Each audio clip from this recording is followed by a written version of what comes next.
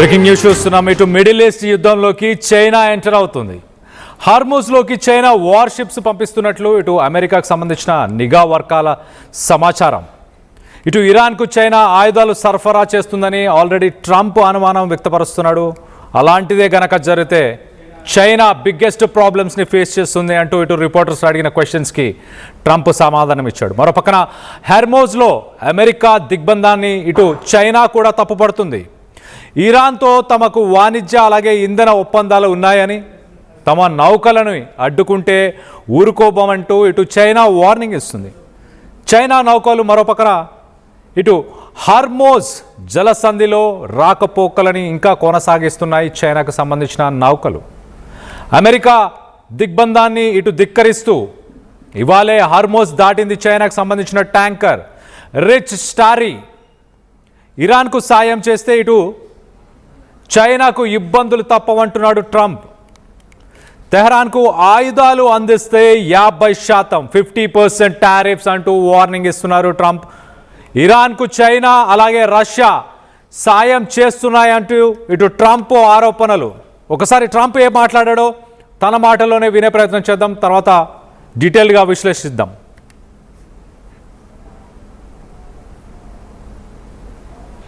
China is preparing to ship weapons to Iran.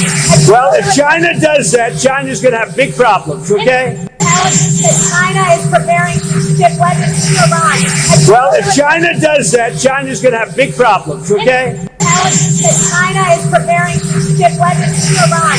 Well, if China does that, China's going to have big China is preparing to send ships అంటే China will have bigger problems అంటూ Trump సమాధానం ఇచ్చాడు. సో మొత్తం మీద ఏప్రిల్లో చైనాకు సంబంధించిన వెసల్స్, ఆయిల్ క్యారీ చేస్తున్న వెసల్స్, 2 కంటైనర్ షిప్స్ అలాగే ఒక క్రూడ్ ఆయిల్ ట్యాంకర్, మొత్తానికైతే ఆయిల్కి సంబంధించిన ఒక ట్యాంకర్ అలాగే 2 కంటైనర్ షిప్స్ కూడా ఇటు స్ట్రైట్ ఆఫ్ హార్మూజ్ నుంచి పాస్ అయినట్టు తెలుస్తుంది. అమెరికా మరి దీనిపైన ఎలాంటి ఆంక్షలు పెట్టినా కూడా రానున్న రోజుల్లో ఎలాంటి ఆంక్షలు పెట్టినా ఖచ్చితంగా గట్టి సమాధానం ఇస్తామంటూ ఇటు చైనా నుంచి China spokes persons, China foreign మినిస్టర్స్కి సంబంధించిన ఆఫీషియల్స్ వాళ్ళందరూ స్టేట్మెంట్స్ ఇస్తున్నారు. గతంలో మనం చూస్తే ఇటు చైనాకు సంబంధించిన కొన్ని నేవీ షిప్స్, ఇటు చైనా, రష్యా, ఇరాన్ ట్రైలాటరల్ 3 దేశాలకు సంబంధించిన నావల్ ఎక్సర్సైజెస్ జరిగాయి.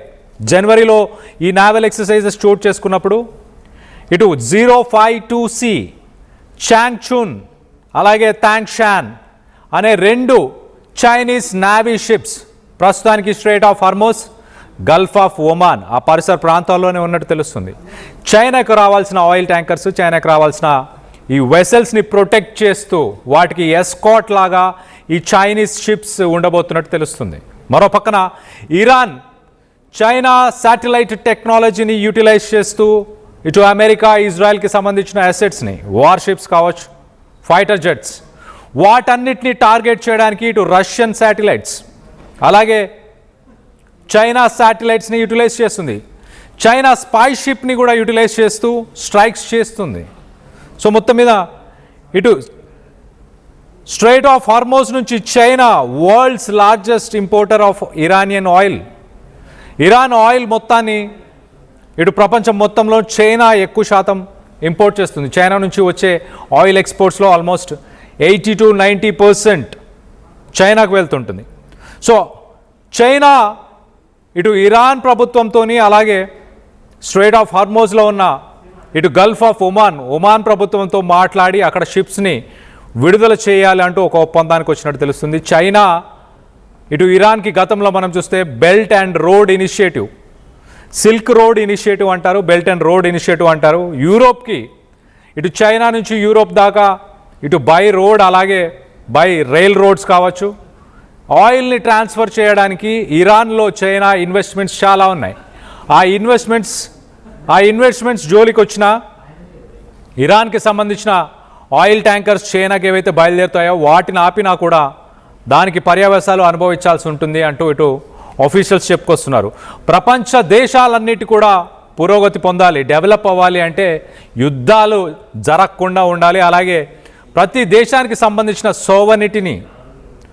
సోవర్నిటీని ఖచ్చితంగా రెస్పెక్ట్ చేయాలి, ఇంటర్నేషనల్ లాస్ని రెస్పెక్ట్ చేయాలి అంటూ చైనా చెప్పుకొచ్చింది. ఇటు యునైటెడ్ నేషన్స్కి సంబంధించిన ఇంటర్నేషనల్ లాస్ ఆ ఇంటర్నేషనల్ లాస్ని కూడా అందరూ ఫాలో చేయాలి, అప్పుడే అందరికీ ప్రోగ్రెస్ అయ్యే అవకాశం ఉంటుంది అంటూ చైనా చెప్పుకొస్తుంది.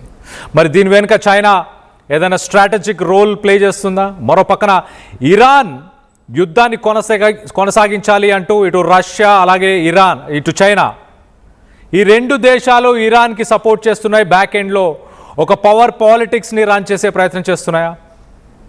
ఇటు మిడిల్ ఈస్ట్ కంట్రీస్ సిట్యువేషన్ ప్రస్తుతానికి ఒక చెస్ గేమ్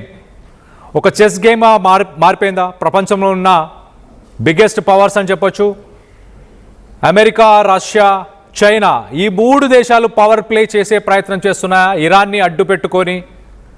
1979 నుంచి ఇప్పటిదాకా చూస్తే ఎన్నో రకాల యుద్ధాలు మిడిల్ ఈస్టర్న్ కంట్రీస్లో యుద్ధాలు కొనసాగుతూనే వస్తూ ఉన్నాయి. ఆ యుద్ధాలన్నిటికీ కూడా మరి చెక్ పెట్టాలి అంటూ చైనా పిలుపునిస్తుంది. ఇమీడియట్గా స్ట్రెయిట్ ఆఫ్ హార్మోజ్ని అమెరికా ఏదైతే బ్లాక్ చేసిందో ఆ బ్లాకేడ్ని కూడా చైనా తప్పుపడుతుంది. వాటిని ఇమీడియట్గా రిజాల్వ్ చేయాలి. ఇరాన్పై చేస్తున్న దాడులని, ఇరాన్ పైన తీసుకొచ్చిన ఆంక్షలని వీటన్నిటిని కూడా నిలిపివేయాలి. ఇరాన్కి సంబంధించిన శాంక్షన్స్, ఇరాన్కి సంబంధించిన ఫండ్స్ ఏవైతే సీజ్ చేసి ఉన్నాయో వాటన్నిటి కూడా రిలీజ్ చేయాలంటూ చైనా చెప్తుంది. మరోపక్కన రష్యా కూడా తన వాయిస్ని రేస్ చేస్తుంది. ఇటు ఫ్రాన్స్ కూడా అమెరికా తీసుకుంటున్న ఈ చర్యలకి ఎగెనెస్ట్గా ఉంది. ఫ్రాన్స్ కూడా యుద్ధాన్ని ఇమీడియట్గా నిలిపివేయాలి, స్ట్రెయిట్ ఆఫ్ హార్మోజ్ని ఓపెన్ చేయాలి అంటూ ఇటు ఫ్రాన్స్ చెప్పుకొస్తుంది. సో మొత్తం మీద ఓవరాల్గా మిడిల్ ఈస్టర్న్ కంట్రీస్లో ప్రస్తుతానికి సిట్యువేషన్ కొంత హై టెన్షన్ వాతావరణం అని చెప్పొచ్చు. చైనా ప్రత్యక్షంగా ఇటు పరోక్షంగా యుద్ధంలో కొనసాగుతున్నా కూడా ఇటు ఇరాన్కి వెపన్స్ని సప్లై చేస్తుంది ఇతర దేశాల నుంచి అంటూ ఇటు ట్రంప్ మాట్లాడుతున్నాడు. ఇటు అమెరికన్ ఇంటెలిజెన్స్ ఏజెన్సీస్ కూడా అవే చెప్పుకొస్తున్నాయి. ఇటు చైనా నుంచి వెపన్స్ ఇరాన్కి సప్లై అవుతున్నాయి, ఇతర దేశాల గుండా ఆ వెపన్స్ వస్తున్నాయి, ఆ వెపన్స్ పంపిస్తే బాగుండదు అంటూ ఇటు అమెరికన్ ఇంటెలిజెన్స్ ఏజెన్సీస్ చెప్తున్నాయి.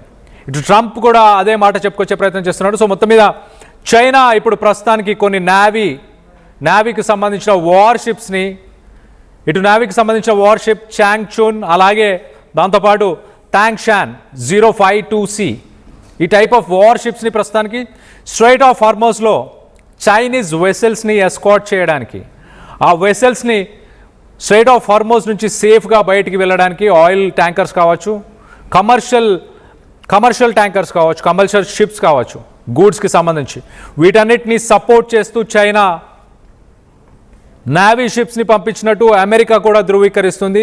కానీ ట్రంప్ మాత్రం అలాంటి డెసిషన్ చైనా తీసుకుంటే ఖచ్చితంగా పర్యవసాలు ఉంటాయి, China is going to face bigger problems అంటూ ఇటు ట్రంప్ తన మాటల్లోనే చెప్పుకొచ్చాడు.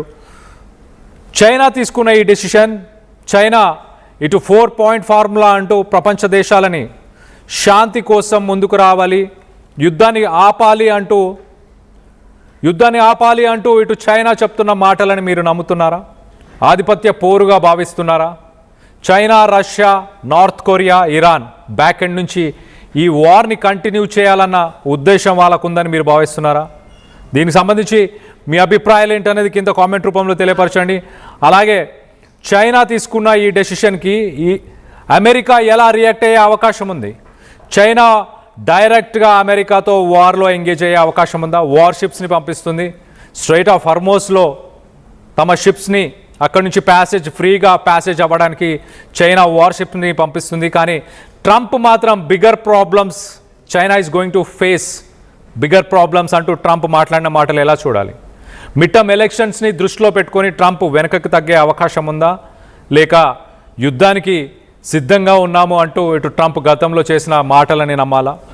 ఉదయం మాట్లాడిన మాటలు సాయంత్రానికే ఇటు ట్రంప్ మార్చేస్తుంటాడు. కానీ సిట్యువేషన్ అయితే ఇంకా హై టెన్స్గానే ఉన్నట్టు తెలుస్తుంది. మిడిల్ ఈస్టర్న్ కంట్రీస్, అలాగే గల్ఫ్ ఆఫ్ పర్షియా ఈ పరిసర ప్రాంతాల్లో 3700 షిప్స్ ప్రస్తుతానికి నిల్చొని ఉన్నాయి.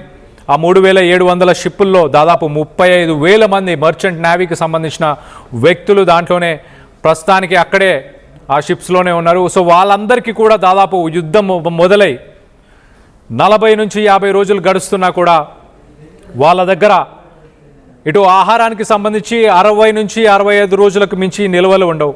వాళ్ళ పరిస్థితి ఎలా ఉంది? మరోపక్కన Indian embassy, Indian government, Indian merchant navy ఎవరైతే ఉన్నారో వాళ్ళందరూ కూడా షిప్స్లోనే 48 గంటల పాటు ఉండాలంటూ సూచనలు జారీ చేసింది. ఇరాన్ లాంటి దేశంలో ఇండియన్స్ ఎవరైతే ఉన్నారో వారందరూ కూడా తలదాచుకోండి, కొంత సేఫ్టీలోనే ఉండే ప్రయత్నం చేయండి అంటూ హెచ్చరికలు జారీ చేశారు. ఏ క్షణమైనా సీజ్ ఫైర్ ఒప్పందాన్ని ఉల్లంఘించే అవకాశం ఉందా? ఇజ్రాయెల్ లెబనాన్ పైన ఎలా అయితే దాడులను కొనసాగించిందో అలా ఇరాన్ పైన కూడా దాడులను కొనసాగించే అవకాశం ఉందా? దీనికి సంబంధించి మీ అభిప్రాయాలు ఏంటనేది కింద కామెంట్ రూపంలో తెలియపరచండి.